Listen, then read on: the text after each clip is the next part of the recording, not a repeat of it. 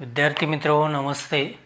आपण इयत्ता 11वी सायकोलॉजी या विषयामधील 6वा जो टॉपिक आहे मानसिक ताण किंवा ज्याला आपण मेंटल स्ट्रेस असं म्हणतो आहे, तर या टॉपिकचा गेल्या काही लेक्चरपासून आपण अभ्यास करतो आहे. गेल्या लेक्चरला आपण संघर्ष सोडवण्यासाठी जे 2 मार्ग आहेत त्यापैकी प्रत्यक्ष मार्गाचा आपण अभ्यास केलेला होता, ज्यामध्ये आपण आक्रमण, तडजोड आणि माघार या 3 घटकांचा अभ्यास केलेला आहे. आज त्याच्या पुढे जाऊन आपल्याला फ्रॉइडचा मनोविश्लेषण सिद्धांत जो आहे तो सिद्धांत आपल्याला समजून घ्यायचा आहे. यामध्ये फ्रॉइडच्या मते आपले व्यक्तिमत्व हे 3 घटकांनी नियंत्रित होत असते. हा मनोविश्लेषण सिद्धांत समजून घेण्या अगोदर आपल्या पुस्तकामध्ये एक ॲक्टिव्हिटी दिलेली आहे. या ॲक्टिव्हिटीमध्ये स्नेहाचं उदाहरण दिलेलं आहे. स्नेहा वर्गामध्ये बसलेली आहे, तिचा तास चालू आहे आणि त्याचवेळी तिला खूप भूक लागलेली. अशा सिच्युएशनमध्ये तिच्यासमोर 3 पर्याय आहेत. पहिला पर्याय आहे वर्गामध्ये शिक्षकांची नजर चुकवून शिक्षकांपासून लपून डबा खाणं, वर्गात तास चालू असतानाच डबा खाणं. दुसरा पर्याय आहे तास सुटल्यानंतर डबा खाणं आणि तिसरा पर्याय आहे तो म्हणजे वर्गात डबा खाणं हे नैतिकदृष्ट्या योग्य नाही आहे. तर या 3 पर्यायापैकी कोणत्या पर्यायाचा ती वापर करेल हे जर आपल्याला पाहायचं असेल तर त्यासाठी आपल्याला हा फ्रॉइडचा मनोविश्लेषण सिद्धांत समजून घेणं महत्त्वाचं राहील. व्यक्तीच्या व्यक्तिमत्वामध्ये 3 जे घटक असतात ते 3 घटक आपलं व्यक्तिमत्व नियंत्रित करत असतात. त्यामध्ये पहिला घटक आहे इदम किंवा ज्याला आपण आयडी असं म्हणतो आहे. इदम हा आपल्या व्यक्तिमत्वातला सर्वात स्ट्रॉंग पार्ट आहे. इदमचं कार्य हे प्लेजर प्रिन्सिपलनुसार चालतं. आपल्या व्यक्तिमत्वामध्ये जो इदम आहे हा इदम एनकेन प्रकारे सुख मिळवण्याचा प्रयत्न करतो. इदमला हे समजत नाही की मी जे करतो आहे ते योग्य आहे का अयोग्य आहे, नैतिकदृष्ट्या नैतिक आहे की अनैतिक आहे, त्याचा कशाचाही विचार इदम करत नाही आहे. इथं स्नेहाचं उदाहरण आपण इदमच्या बाबतीमध्ये समजून घेऊया. जर स्नेहामध्ये इदम स्ट्रॉंग असेल, स्नेहाच्या पर्सनॅलिटीमध्ये, स्नेहाच्या व्यक्तिमत्वामध्ये जर इदम स्ट्रॉंग असेल तर ती लपून छपून वर्गामध्ये तासाला शिक्षकांचा डबा खाईलच. ती कुठल्याही गोष्टीचा विचार करणार नाही. वर्गात शिक्षक मला काय म्हणतील, शिक्षकांच्या निदर्शनास जर आलं मी डबा खाते तर त्याचा परिणाम काय होईल, या कुठल्याही गोष्टीची तमा तिला वाटणार नाही आहे. कारण एनकेन प्रकारे सुख मिळवणं, भूक या प्रेरणेतून तिला सुख मिळणार असतं. भुकेची पूर्तता झाली की तिला सुख मिळणार असतं, प्लेजर मिळणार असतं. त्यामुळे तिच्या पर्सनॅलिटीमधला जो आयडिया आहे, इदम आहे, हा इदम अशा पद्धतीने एनकेन प्रकारे सुख मिळवण्याचा प्रयत्न करतो आहे. हे आपल्याला या उदाहरणातून दिसून येईल. इदमचं कार्य मी आत्ताच म्हटल्याप्रमाणे प्लेजर प्रिन्सिपलनुसार, सुख तत्वानुसार चालतं. आपल्या तात्काळ इच्छांची जर पूर्तता करायची असेल तर इदम कुठल्याही थराला जाऊ शकतो, कुठल्याही थरापर्यंत पोहोचू शकतो. इदमचे कार्य हे प्राथमिक विचार प्रक्रियेनुसार चालतं की सध्या गोष्ट कुठली महत्त्वाची आहे, भविष्याचं भविष्यात बघू, पुढे काही होईल त्या गोष्टीच्या परिणामांना सामोरं जाऊ, पण आता आपल्याला प्लेजर मिळतं आहे ना, आता आपल्याला सुख मिळत आहे ना, याचा विचार केला जाईल. उदाहरणार्थ आपल्याला सांगायचं असेल तर इदमच्या कार्यामध्ये 2 प्रकारच्या प्रवृत्ती इथं महत्त्वाच्या दिलेल्या आहेत इदम संदर्भामध्ये. एक आहे लिबिडो आणि दुसरी आहे थॅन्थोस. इदमचे कार्य 2 शक्तीवर आधारित असतं. त्यामध्ये पहिली शक्ती आहे लिबिडो, ज्याला आपण सायकिक एनर्जी असं म्हणतो आहे, लैंगिक ऊर्जा असं म्हणतो आहे, आणि दुसरा आहे थॅन्थोस, ज्याला आपण लैंगिक शक्ती असं म्हणतो आहे, विनाशकारी शक्ती असं म्हणतो आहे. आता लिबिडो या शक्तीचं उदाहरण आपण घेऊया. जेव्हा एखाद्या मुलाच्या किंवा तरुणाच्या व्यक्तिमत्वामधला आयडी स्ट्रॉंग झालेला असतो, इदम स्ट्रॉंग झालेला असतो, तेव्हा त्याच्यामध्ये या 2 प्रवृत्ती कार्यरत असतात. पहिली प्रवृत्ती आहे लिबिडो. या प्रवृत्तीनुसार तो कसा वागेल, जर त्याच्यामध्ये लैंगिक सुप्त इच्छा वाढलेली असेल तर तो असा विचार करेल की मी ज्या मुलीवरती प्रेम करतो आहे त्या मुलीनं मला रिस्पॉन्स द्यायला पाहिजे, पॉझिटिव्ह रिस्पॉन्स द्यायला पाहिजे, माझं प्रेम तिने स्वीकारायला पाहिजे. तिलाही मी आवडायलाच हवं, तिलाही मी आवडायलाच हवा, माझ्याशिवाय तिनं दुसऱ्या कोणाचाही विचार करू नये, माझं तिच्यावर प्रेम आहे म्हणजे तिचं माझ्यावर प्रेम असायलाच हवं. अशा पद्धतीचं काम हा लिबिडो करतो. अशा पद्धतीचं कार्य या लिबिडोचं आहे. ही लिबिडो ही जी शक्ती आहे ही शक्ती इथं कार्यरत असते. मी सुरुवातीला सांगितलं की इदम काय करतो, एनकेन प्रकारे सुख मिळवण्याचा प्रयत्न करतो. आपलं ज्या मुलीवर प्रेम आहे तिचं आपल्यावर प्रेम आहे की नाही हे पाहिलं जात नाही. माझं एखाद्या मुलीवरती प्रेम आहे असं जेव्हा एखाद्या मुलाला वाटतं, ज्याच्या व्यक्तिमत्वातला इदम स्ट्रॉंग आहे, अशा मुलाला जेव्हा वाटतं की माझं एखाद्या मुलीवरती प्रेम आहे, तिनं माझ्यावरच प्रेम करायला पाहिजे, इतरांचा तिने विचारसुद्धा करू नये, त्यावेळी तो मुलगा असा विचार करत नाही की खरोखर त्या मुलीला आपण आवडतो की नाही आहे, तिच्या भावना काय आहेत, तिला काही चॉईस आहे की नाही आहे, तिला प्रेम करायचं की नाही आहे, कुठल्याही गोष्टीचा तो यावेळी विचार करत नाही. ती आपली झाली पाहिजे व्यक्ती असाच फक्त विचार त्याच्या डोक्यामध्ये असतो. जर समजा असा विचार डोक्यात असताना जर ती मुलगी याला काहीच रिस्पॉन्स देत नाही या तरुणाला, तर तो मुलगा पुन्हा दुसऱ्या प्रवृत्तीनुसार दुसऱ्या शक्तीनुसार कार्य करायला लागतो. त्याला आपण थॅन्थोस असं म्हटलेलं आहे. जर एखादी मुलगी आपल्याला पॉझिटिव्ह रिस्पॉन्स देत नाही आहे, आपल्या जिच्यावर प्रेम आहे ती मुलगी आपल्याला त्या पद्धतीचा रिस्पॉन्स देत नसेल, प्रतिसाद देत नसेल, तर अशा वेळी मग काय केलं जातं, आपल्याला आवडणाऱ्या प्रिय व्यक्तीचा छळ करायला सुरुवात केली जाते. पहिल्या प्रवृत्तीनुसार लैंगिक प्रेम केलं जातं. मग ते काही वेळा एकतर्फी प्रेम असतं, वन वे लव असतं. बघा, या लिबिडो प्रवृत्तीमध्ये काय होतं, बऱ्याच वेळा असे जे तरुण असतात ज्यांच्यामध्ये लैंगिक ऊर्जा अधिक प्रमाणामध्ये वाढलेली आहे, लिबिडो अधिक प्रमाणामध्ये, लिबिडो ही जी शक्ती आहे ती अधिक कार्यरत झालेली आहे, असे तरुण काय करतात, एखाद्या मुलीला प्रपोज करतात. त्या मुलीने जर त्यांचं प्रपोज रिजेक्ट केलं, नाकारलं, तर ते त्या मुलीला त्रास देतात. ही दुसरी थॅन्थोस प्रवृत्ती आहे. थॅन्थोस प्रवृत्तीनुसार मग काय केलं जातं, आपल्याला आवडणारी प्रिय व्यक्ती तिला जर आपण आवडत नाही, आपल्याला ती आवडते पण तिला आपण आवडत नाही आहे, ती आपल्याला चांगला फीडबॅक देत नाही आहे किंवा येथे चांगला रिस्पॉन्स देत नाही म्हटल्यानंतर, पॉझिटिव्ह रिस्पॉन्स देत नाही, आपल्याला चांगला प्रतिसाद देत नाही, आपल्याला स्वीकारत नाही म्हटल्यानंतर अशा मुलीचा हे तरुण छळ करतात. मग ॲसिड टाकतील चेहऱ्यावरती, त्यांचा खून करतील किंवा अशा अनेक हिंसक प्रवृत्तीद्वारे त्यांना छळण्याचा हे लोक प्रयत्न करतात. याला थॅन्थोस प्रवृत्ती असं म्हटलं जातं. तर अशा पद्धतीनं हे जे तरुण असतात यांच्या व्यक्तिमत्वामधला इदम स्ट्रॉंग असतो आणि तो या लैंगिकते बाबतीमध्ये असा ॲग्रेसिव्ह बनलेला आपल्याला दिसून येतो.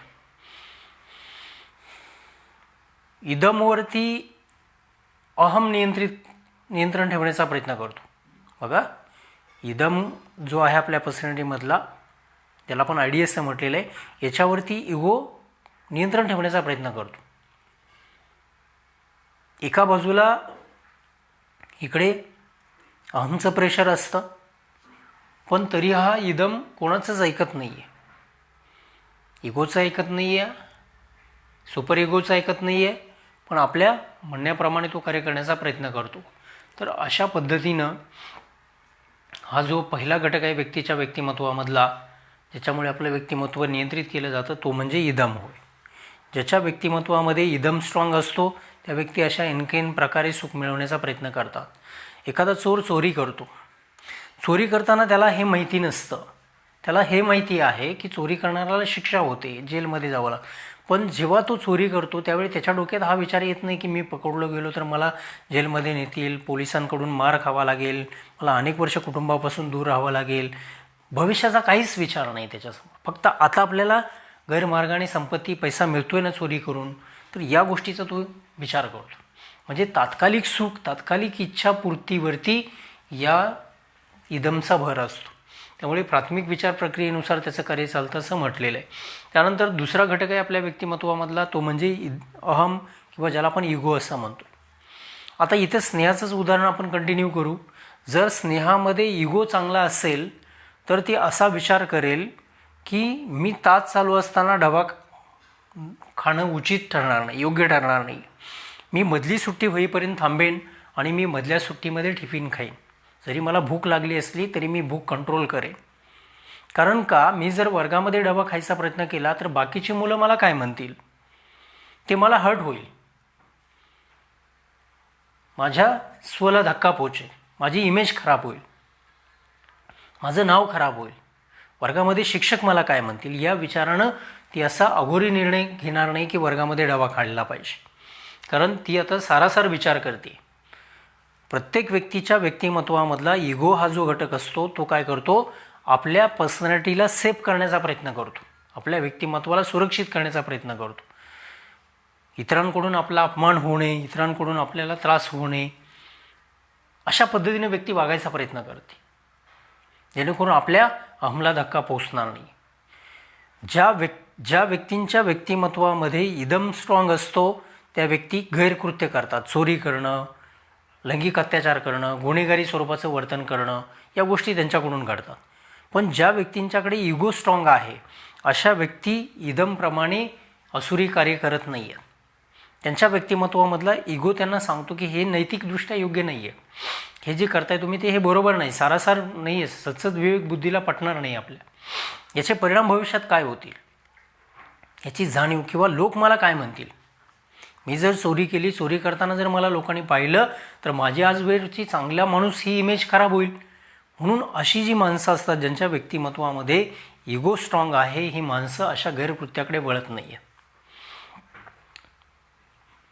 एक साधं सोपं उदाहरण या संदर्भात घेऊ. आपण रस्त्याने चाललो आहे, अचानक काही रक्कम रस्त्यावरती आपल्याला सापडलेली आहे. आपल्या पर्सनॅलिटीमध्ये जर इदम स्ट्रॉंग असेल तर आपण काय करू, पटकन ती रक्कम उचलू आणि आपल्या खिशात ठेवण्याचा प्रयत्न करू, कोणाला काही सांगणार नाही आपण. त्याचा भविष्यात परिणाम काय होईल, ज्याचे पैसे हरवले त्याला काय वाटेल, अशा कुठल्याही गोष्टीचा विचार आपल्या मनामध्ये येणार नाही. आत्ता आपल्याला पैसे मिळालेले आहेत ना, आपण आता मजेत आहोत ना, या गोष्टीचा ते लोक विचार करतात. पण ज्यांच्या पर्सनॅलिटीमध्ये इगो स्ट्रॉंग आहे ही माणसं काय विचार करतील की हे पैसे माझे नाहीत आहे. हे लोक काय करतात, इगोचं कार्य वास्तव तत्वानुसार चालतं, रिॲलिटी प्रिन्सिपलनुसार इगो कार्य करतो. इगोचं कार्य हे इकडे वास्तव तत्वानुसार चालतं, त्याचबरोबर दुय्यम विचार प्रक्रियेनुसार हा इगो कार्य करतो. की मला जर रस्त्याने जाताना एखाद्याचे पैसे सापडले तर मी घेणार नाही आहे, किंवा घेतले तरी ते ज्याचे आहेत त्याला मी परत करेल, कारण हे पैसे माझे नाही आहेत, याच्यावरती माझा काय अधिकार आहे, असा तो विचार करेल. आणि ज्याचे पैसे आहेत त्याला तो परत द्यायचा प्रयत्न करेल. म्हणजे हे पैसे आपले नाहीत त्याला तो हाती लावणार नाही किंवा उचलणारही नाही. म्हणजे इगोचं जे कार्य आहे ते अशा पद्धतीचं आहे की इकडे वास्तवतत्वानुसार त्याचं काम चालतं आणि दुय्यम विचार प्रक्रियेनुसार हा इगो हा कार्यरत असतो.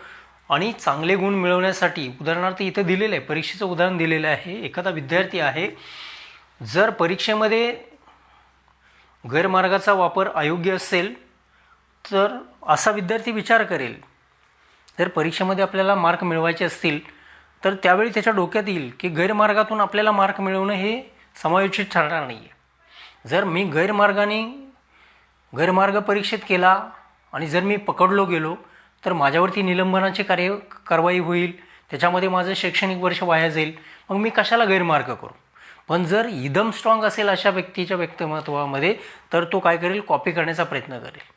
एखादा विद्यार्थी परीक्षेत कॉपी करेल, तो भविष्याचा विचार करणार नाही की मी पकडलो गेलो तर काय होईल, माझं निलंबन होईल, माझ्यावरती कारवाई होईल, पेपरमध्ये माझी बदनामी होईल, वर्तमानपत्रात माझं नाव येईल छापून, असं काहीच तो विचार करणार नाही. कारण तात्काळ सुख मिळवण्याचा फक्त या व्यक्ती प्रयत्न करतात ज्याच्या व्यक्तिमत्वामध्ये इदम स्ट्रॉंग आहे. पण ज्याच्या पर्सनॅलिटीमध्ये अहम कार्यरत आहे असे विद्यार्थी मात्र असा गैरमार्ग पत्करणार नाही आहेत, परीक्षेत कॉपी करणार नाहीत. त्यांना याची जाणीव असणार आहे वास्तवाची की आपण जर परीक्षेत कॉपी केली आणि जर कोणाला सापडलो आपण अधिकाऱ्यांना तर आपल्यावरती कारवाई होईल निलंबनाची आणि आपलं 1 वर्ष वाया जाईल, डिबायर होऊ आपण, अशी भीती राहील. त्याच्यानंतर तिसरा घटक आहे तो म्हणजे सुपर इगो, ज्याला आपण पराहम असं म्हणतो. पराहमचं कार्य जे आहे हे सत्सद विवेक बुद्धीनुसार चालतं, नैतिकतेनुसार चालतं. इथं स्नेहाच्या बाबतीतलंच उदाहरण आपण कंटिन्यू करू. अगोदर स्नेहा वर्गामध्ये डबा खाण्याचा विचारसुद्धा करणार नाही. कारण का, वर्गामध्ये तासाला डबा खाल्ला तर शिक्षक मला काय म्हणतील, नैतिकदृष्ट्या हे माझं वर्तन योग्य ठरणार नाही, त्यामुळे मी असा विचारसुद्धा करू नये, मी रेसेसमध्ये टिफिन खाईन असा ती विचार करेल. म्हणजे इथे स्नेहाच्या पर्सनॅलिटीमध्ये सुपर इगो स्ट्रॉंग आहे आणि तो काय करतो आहे की तिला सत्सद विवेक बुद्धीनुसार कार्य करण्यासाठी प्रवृत्त करतो आहे. इथं पराहम म्हणजे इकडे स्नेहा वर्गात डबा खात नाही कारण हे नैतिकदृष्ट्या चुकीचं आहे याची तिला पुरेपूर जाणीव आहे आपल्या शिक्षकांना वाईट वाटेल म्हणून ती वर्गामध्ये असं कृत्य करणार नाही आहे. पराम म्हणजे समाजातील नीतितत्व आणि जी मूल्य आपण पालक, मित्रमैत्रिणी आणि शाळेकडून शिकत असतो, कळत नकळत आत्मसात करत असतो, याला आपण नीतितत्व असं म्हणतो आहे. ही आपण शाळा असेल, मित्र कंपनी असेल किंवा समाज असेल यांच्याकडून, पालक असतील यांच्याकडून स्वीकारत असतो, कळत नकळत आत्मसात करतो. हे समाजाचे काय करावे किंवा काय करू नये याबाबतचे अलिखित नियम असतात आणि त्या नियमानुसार या परामचं कार्य चालतं. पराम हे सुपर इगो म्हणजे परामचं जे कार्य आहे हे कार्य सत्सद विवेक बुद्धीनुसार चालतं. जर एखाद्याचे पैसे मला सापडले तर मी तिथेच ठेवणार नाही आहे, तर ते मी पैसे घेईन आणि ज्याचे आहे त्याला मी परत देईन. हा विचार जो सत्सद विवेक बुद्धीचा झाला त्याला आपण सुपर इगो असं म्हणतोय, पराम असं म्हणतो. तर या ठिकाणी आपण इथं थांबतोय. पुढच्या भागामध्ये आपण संरक्षण यंत्रणांचा अभ्यास करणार आहोत. धन्यवाद.